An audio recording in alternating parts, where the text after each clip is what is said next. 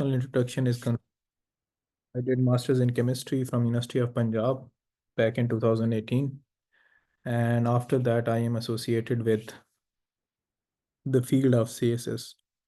Pelle as an aspirant, then I have been teaching like for almost 4 to 5 years since then. मैंने 2018 में chemistry में masters किया, फिर उसके बाद आई क्वालिफाइड 2020 की अटेम्प्ट, उसमें एलोकेशन नहीं हुई. I was 197th all across Pakistan. Part of the reason was that uh, I didn't choose some optional subjects well, या फिर एक बैंड वैगन इफेक्ट होता है, या जिसने जो बताया वही चूज़ कर लिया. उस पर भी थोड़ी बात करेंगे. देन आई क्वालिफाइड पीएमएस, उसमें भी एलोकेशन नहीं हुई. Then in 2022 I stood 11 out all across Pakistan, and before that I was teaching in different academies. Then from through this online platform I have been teaching for almost 1.5 year. तो जी, British history आपने सुना होगा, देखा होगा. 1200 number का CSS का exam होता है, जिसमें 600 नंबर के ऑप्शनल होते हैं और 600 नंबर के कंपलसरी होते हैं. अगर हम कंपलसरी और ऑप्शनल की बात करें तो उसमें जो मेरे ख्याल में, if you are from Punjab and even if not from Punjab, तो जो स्कोरिंग ट्रेंड है डीएमसीज को आज हम देखेंगे तो वो एक बड़ा की फैक्टर प्ले करता है. फॉर एग्जांपल, मैं अगर आपको अपने सारे एक्सपीरियंस से आपके साथ शेयर करूं, तो जो कंपलसरी है उसमें आपका अराउंड 320, 330, मैक्सिमम 350 तक स्कोर आ जाता है. हाउएवर जो ऑप्शनल सब्जेक्ट की चॉइस है वो ये डिटरमिन करती है कि आपका स्कोर कितना होगा. अब फॉर एग्जांपल, अगर आपके 6 ऑप्शनल सब्जेक्ट, 5 ऑप्शनल हैं, 200 मार्क्स अगर आप एक रख रहे हैं, तो उसमें से कम आपने एक या दो या तीन ऑप्शनल ऐसे होने चाहिए जिनमें 80+ आप स्कोर करें. तो एक आइडियल एलोकेशन के लिए आपका स्कोर 720 से ज़्यादा होना चाहिए. अब हमारे यहाँ अक्सर बेसिकली ये एक बड़ी मिसकंसेप्शन पाई जाती है कि जी आप पास कर लें सीएसएस एग्ज़ाम, और आप में से अगर मैं पूछूं सब में से तो आप कौन से ग्रुप में जाना चाहते हैं, तो 100% लोग यही चाहेंगे, या पुलिस और या फिर पाकिस्तान एडमिनिस्ट्रेटिव सर्विसेज, जिसको हम पैस भी कहते हैं. कुरेली ऐसे लोग होते हैं जिनका पर्सनल चॉइस होती है कि मैं फॉरेन सर्विस में जाऊं. लेकिन उसमें जब आपका स्कोर आता है, कम आता है, या आप गलत ऑप्शनल रख लेते हैं, तो उसकी जो आपके पास प्रोबेबिलिटी है to go into a good group, वो बहुत कम हो जाती है. अब सबसे बेसिक डायलेमा हमारे यहाँ क्या पाया जाता है वो है कि आप जो सारे आपको बता रहे हैं, without researching on that subject आप उस सब्जेक्ट को रख लेते हैं. एंड आई बिलीव कि ये एक बहुत बड़ी फंडामेंटल मिस्टेक होती है, जिसमें आपकी एक तो जर्नी लंबी हो जाती है, दूसरा आप अपनी एक्सपेक्टेशन को मीट नहीं करते. एलोकेशन होती है तो नीचे वाले ग्रुप में हो जाती है, and you are not able to satisfy your self with your decision, and आपको दोबारा अटेम्प्ट देनी पड़ती है. तो जब मैं आया 2018 में, तो मुझे किसी ने कहा यूएस हिस्ट्री रख लो, फलां रख लो, इन्वायरमेंटल साइंस रख लो. तो मैंने गलती यही की कि मैंने सब्जेक्ट्स गलत रख लिए, एंड आई स्कोर्ड 653. डिटेल में नहीं जाऊंगा, बात लंबी हो जाएगी. And after that I just made a few changes and I scored around 711. और वो जो 60 नंबर का एक गैप था, उसने मुझे 197, 197 से 11 पे लेके आया. अब अक्सर आप मिसकॉन्सेप्शन सुनेंगे जी, ये ब्रिटिश हिस्ट्री तो बहुत लंबी है, या इसमें क्या है. तो आज हम उन्हीं मिथ्स को देखेंगे कि किस तरह उसको डिबंक किया जा सकता है. और अगर एक सब्जेक्ट आ भी जाए, तो अक्सर जब मैं साइंस का स्टूडेंट था या मेरा बैकग्राउंड नहीं था, तो इवन बैकग्राउंड हो भी तो हमें पता नहीं चलता कि हमने किस किन सोर्सेज से तैयार करना है. या बाज़ औक़ात ये होता है कि हम बहुत ज़्यादा पढ़ लेते हैं या बहुत कम पढ़ लेते हैं. सो इन्हीं सारी रीज़न को सामने रखते हुए तीन ऐसी चीज़ें हैं जिनको आप सामने रख के अपना कोई भी सब्जेक्ट चूज़ कर सकते हैं. पहला, कि उसका सिलेबस कितना है. दूसरा, उस सिलेबस की डेप्थ कितनी है कि उसमें से एग्जामिनर क्वेश्चन कौन से पूछ रहा है। तीसरा, कंटेंट की अवेलेबिलिटी कितनी है। और मैं जैसा कि मेरे पीछे भी बैच काफ़ी गए, उनसे पढ़ाता भी रहता हूँ। जो लिमिटेड टाइम होता है उसमें कोशिश करता हूँ कि आप लोगों के साथ इन टच रहूँ, because I love to teach. ठीक है। और टीचिंग इज़ समथिंग कि जिससे आपको खुद बहुत सीखने का मौका मिलता है। और ये जो बेसिकली जो हम स्टार्ट करते हैं मोस्ट ऑफ द टाइम, उसमें से पर्सनल रिक्वेस्ट होती हैं बच्चों की कि सर ये सेशन स्टार्ट करें, इस पे इस तरह से करना है। तो मैं उस पे जाता हूँ और मैं कोशिश करता हूँ कि लिमिटेड टाइम में आप लोगों को फैसिलिटेट करूँ how to prepare that subject. और उसमें जो साथ साथ चलता है, 2 क्लासेस होती हैं, 3 क्लासेस होती हैं, ज़्यादा क्लास भी नहीं होती, आधे घंटे 40 मिनट्स की एक क्लास होती है। 14 से 15 क्लासेस में हम ये कोशिश करते हैं कि आपको फैसिलिटेट करें टू प्रिपेयर दिस सब्जेक्ट। अच्छा, ब्रिटिश हिस्ट्री डायरेक्टली अगर हम सिलेबस पे आते हैं तो ये जी इसका सिलेबस है। पहला, इसमें सबसे पहला जो टॉपिक है वो है ग्लोरियस रेवोल्यूशन। ठीक है। ग्लोरियस रेवोल्यूशन है जिसमें आपके पास ग्लोरियस रेवोल्यूशन आई क्यों। फिर उसी से रिलेटेड 1 से 2 टॉपिक हैं। अब एग्जामिनर इन 3 टॉपिक्स में से 2 क्वेश्चन पूछता है लाजमी। हर साल आपके साथ ये पास पेपर का एनालिसिस भी मैं अभी आपके साथ शेयर करूंगा। हर साल कहीं ना कहीं इसमें से 1 या 2 क्वेश्चन लाजमी पूछ रहा होता है। और एक और मज़े की बात यह है कि इसको हम कंप्रीहेंसिवली देखते हैं। फॉर एग्जांपल, इस पूरा एरा को जो आप देखते हैं, तो अगर भी कोई सैनोरियन सक्सेशन आएगा तो हम उसके बैकग्राउंड में क्वीन एन लिखेंगे, फिर ग्लोरियस रेवोल्यूशन लिखेंगे। अगर ग्लोरियस रेवोल्यूशन आता है तो फिर उसके हम आउटकम में क्वीन एन और हैनोवरियन एरा लिख देंगे। सो इसमें भी उसने आइडेंटिफाई कर दिए हैं कि union of England and Scotland है, उसके बाद आपके पास जैकोबाइट्स रिवॉल्ट है। तो एक लेक्चर में हम ये कोशिश करते हैं कि इसको हम कर लें। फिर उसके बाद इंग्लैंड एंड स्कॉटलैंड की यूनियन है, ठीक है, जिस 1707 में है। फिर उसके बाद ये यूनियंस हैं। ओल्ड कॉलोनियल सिस्टम है कि जो आपके पास कॉलोनीज वगैरह बनती हैं और ब्रिटिश एम्पायर किस तरह बनता है।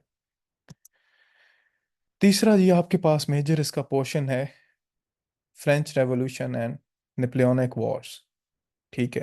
फ्रेंच रेवोल्यूशन क्या आया, अब वो सारी डिटेल हमने नहीं करनी। हमने ये देखना है कि उसका इम्पेक्ट आपके पास इंग्लिश सोसाइटी पे क्या आता है। फिर इंडस्ट्रियल रेवोल्यूशन है, आपने सुना होगा। सोशल मूवमेंट्स हैं जो मोर और लेस रिलेटेड हैं। पॉलिटिकल आपके पास डेवलपमेंट्स हैं। और हर साल कहीं ना कहीं इसी में से आपके पास एक क्वेश्चन जो है वो आ रहा होता है। अब आपके पास अगर हम देखें,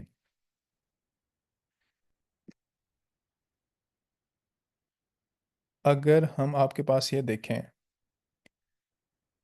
तो कहीं ना कहीं ये चीज़ें हमारी अपने सीएसएस को अंडरस्टैंड करने के लिए बहुत ज़रूरी हैं। डेमोक्रेसी की अगर बात होती है, फंडामेंटल राइट्स की बात होती है, तो जब आपके पास एक होलिस्टिक व्यू होता है, क्योंकि इसको मदर ऑफ डेमोक्रेसीज भी कहा जाता है इंग्लैंड को। फिर डेवलपमेंट्स को आप देखते हैं, उनको को रिलेट करते हैं, तो आपका जो करंट अफेयर का पर्सपेक्टिव है वो भी ब्रॉडन होता है, पॉलिटिकल साइंस का भी होता है। और दूसरे सब्जेक्ट्स में भी आपको ये कॉम्प्लीमेंट करते हैं। कॉम्प्लीमेंट मतलब हेल्प आउट करता है आपको। ठीक है जी। फिर आपके पास विक्टोरियन एरा आ जाता है। कुछ प्राइम मिनिस्टर्स हैं। फिर उसके बाद देखते हैं किस तरह से कल्चरल, पॉलिटिकल, साइंटिफिक और मिलिट्री जो है वो शिफ्ट आता है वहाँ पे। और ये 1901 तक हम पहुँच जाते हैं जी। तो यहाँ तक आप देख लें, ये आपके पास कुछ 7 से 8 टॉपिक्स बनते हैं। और इनमें से आपने सिर्फ 2 क्वेश्चन करने हैं, और चॉइस भी आपके पास बहुत ज़्यादा होती है। इसके बाद आपके पास वर्ल्ड वॉर 1 है कि वर्ल्ड वॉर 1 किस तरह आई, उसके कॉजेज़ क्या थे, फिर लीग ऑफ नेशन कैसे बनी। उसके बाद आपके पास जो ग्रेट डिप्रेशन है वो किस तरह बनती है, हुई। वर्ल्ड वॉर 2 है, उसमें चर्चिल का क्या रोल था, यूनाइटेड नेशन किस तरह बनी। पोस्ट वॉर आपके पास रिफॉर्म्स कैसे आती हैं। ठीक है। उसके बाद आपके पास कोल्ड वॉर है कि कॉमनवेल्थ किस तरह बनी, नेटो किस तरह बना, डीकोलोनाइजेशन किस तरह हुई, यूरोपियन यूनियन किस तरह बनी। और मॉडर्न टाइम्स हैं जिसमें आपके पास थैचरिज्म है 1979 से 1990। यानी पूरा पीरियड में अगर हम इसको देखें तो ये चार कंपोनेंट्स में आपके पास डिवाइड हो जाता है कि प्राइवेटाइजेशन किस तरह हुई, कि डी रेगुलेशन किस तरह करता है, फिर उसके बाद कोल्ड वॉर और फाल्कलैंड वॉर आ जाते हैं। ठीक है जी। फिर उसके बाद आपके पास क्या है कि 1990 से 1997 जॉन मेजर की यहाँ पे गवर्नमेंट आती है। फिर टोनी ब्लेयर आ जाता है, war on terrorism, financial crisis. फिर कैमरन का एरा है जिसमें आपके पास जो ईयू का रेफरेंडम हुआ था और सीरिया की सिविल वॉर और ब्रेक्सिट वाला जो वोट है वो होता है। This is the syllabus of British history. अब जो पहली मिथ है आपके पास जो मुझे भी बताया गया था, बताया जाता है कि जी इसका सिलेबस बहुत ज़्यादा है जी, इसमें चीज़ें बहुत ज़्यादा हैं। तो ये चीज़ें हैं जी इसमें, इसके अलावा कोई और चीज़ नहीं है इसमें। अब अगर पास पेपर में देखते हैं तो आपके पास देखें हर साल जो क्वेश्चंस आ रहे हैं, एक पूरा डॉक्यूमेंट भी आपके पास विकास शेयर कर देगा कि इसके ज़्यादातर 2016 से लेकर 23 तक ये क्वेश्चन आए कि उसके कॉजेज़ क्या थे, रिजल्ट क्या थे, फिर विलियम और मैरी जो है उसकी एक सेशन किस तरह हुई।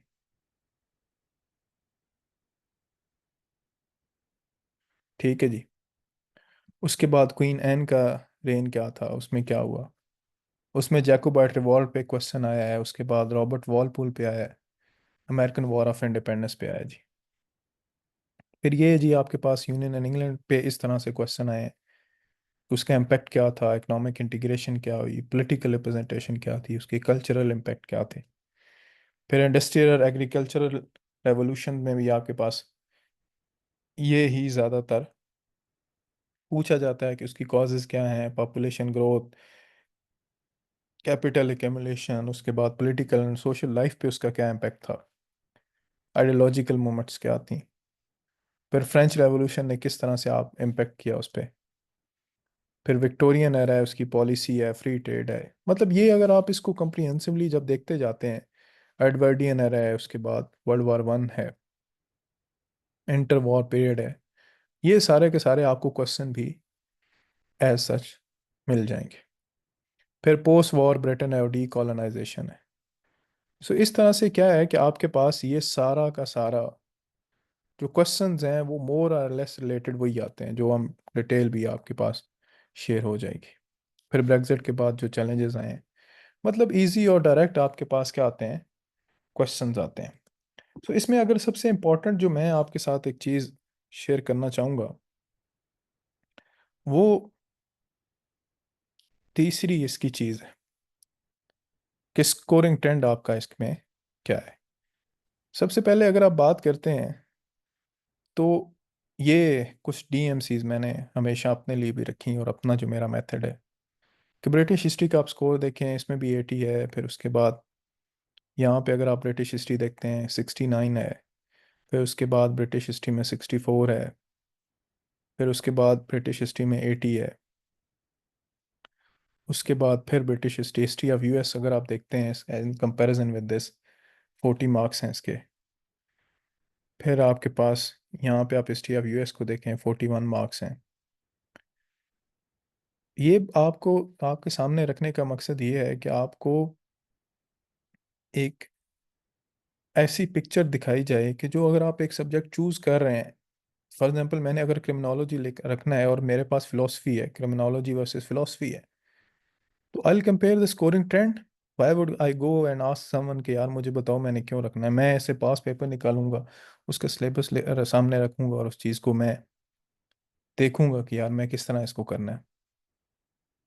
फिर उसके बाद आपके पास ये देखें हिस्ट्री ऑफ यूएस से 43, और भी ऐसी कई डीएमसीज हैं जो आपके पास की शेयर की जा सकती हैं। और इसमें जो सबसे इंपॉर्टेंट बात है वो ये, दो तरह से स्कोरिंग ट्रेंड को देखा जाता है। फॉर एग्जाम्पल एक साल अगर एक सब्जेक्ट हिट हो गया है, ठीक है, एक साल आपके पास एक सब्जेक्ट हिट हो गया है, तो उसका लोअर स्कोरिंग ट्रेंड क्या होगा आपके पास, ठीक है, उसका नीचे वाला स्कोरिंग ट्रेंड क्या होगा। तो आप देखें कहीं किसी साल भी आपके पास 40 पे या 50 पे नहीं गया। आपके पास हमेशा से इसका जो स्कोरिंग ट्रेंड है, it has been stable around, it has been stable around 60। तो इससे एक चीज़ आती है कि अब आपके माइंड में क्वेश्चन आएगा कि अगले साल जो है हो सकता है कि ये हिट हो जाए। अब पहली बात ये है कि जो इसका सिलेबस है वो क्लोज एंडेड है, 1688 से स्टार्ट हो रहा है। तो कैमरन के साथ 2010 में एंड हो जाता है, न्यू टॉपिक्स वो नहीं पूछता। प्लस ये है कि इसके जो क्वेश्चन की नेचर होती है वो जेनेरिक नेचर होती है। जैसे वो कहता है जी इसकी इस पे नोट लिखें, वर्ल्ड वॉर 1 पे नोट लिखें, फलां पे चर्चिल पे नोट लिखें, फलां पे नोट लिखें। सो इन दैट वे ये क्या करता है कि आपको एक कंप्रीहेंसिव सा ओवरव्यू लिखने को कहता है।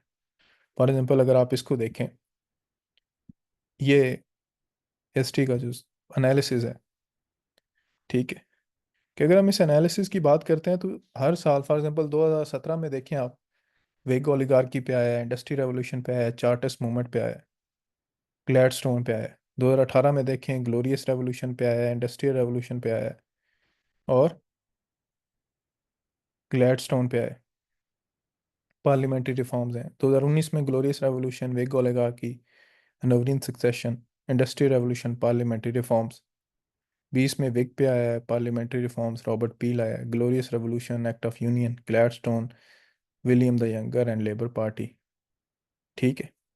उसके बाद नीचे देखें आपके पास 2017 में पार्ट 2 में Ottoman empire, commonwealth, Brexit, policy of splendid isolation, cold war, Winston Churchill, parliamentary reforms, labour reform, decolonisation, major John Major, Suez canal, league of nation, Falkland, फिर अगले साल फिर फाल्कलैंड, टोनी ब्लेयर। तो अगर आप 23 और 24 का पेपर इवन निकाल के देखेंगे तो आपके पास वही क्वेश्चंस ऑलमोस्ट जो है वो रिपीट हो रहे होंगे। तो बात करने का मकसद ये है कि अगर आप इन सारी चीज़ों को फैक्टर इन करते हैं, यानी देखते हैं, उन पे एनालिसिस करते हैं, तो आपके सामने ये बात समझ आती है कि दो तीन चीज़ों की वजह से I recommend and suggest British history because I opted it for my self. One thing कि इसका सिलेबस क्लोज एंडेड है और यूजली क्वेश्चन रिपीट हो रहे होते हैं। और इसके बाद अगला क्वेश्चन आपके माइंड में एक जनरल सा या जो आता है कि जी हम प्रिपेयर किस तरह करेंगे। ठीक है, मैं आपके सामने वो भी इसको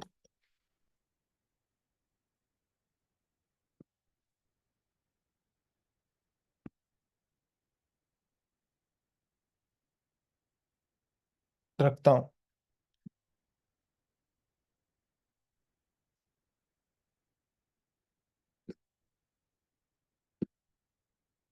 कि जब हमारी फॉर्मल क्लासेस होंगी, एक तो हम क्लास में उसको डिस्कस करेंगे, दूसरा just give me a second.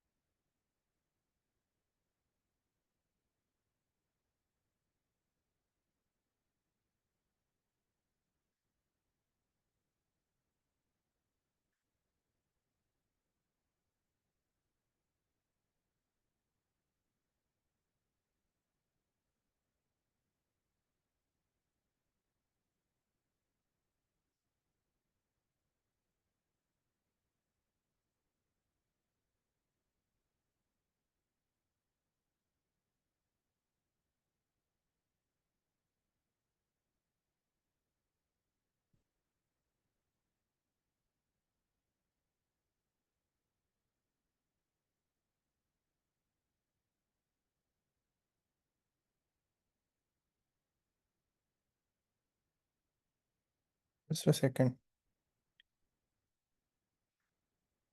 तो जी हम जब क्लास पढ़ेंगे, क्लास में हम करेंगे, तो उसमें आपके पास ये हम इस तरह से हर क्लास के बाद मैं आपको नोट्स देता हूँ, जो मेरे पर्सनल नोट्स थे जिनको एक्सपेंड किया हुआ है, ताकि आपको जो वो बुक्स वाली हैं वो चीज़ें सारी की सारी, वो जो कोई उस तरह से करनी ही ना पड़े। सो यही है वन लास्ट थिंग जिस पे मैं अपना इसको कंक्लूड करूँगा, वो ये है कि इसमें मैं आपके सामने एक पेपर शेयर करना चाहता हूँ जो वन ऑफ माय स्टूडेंट्स, जिनका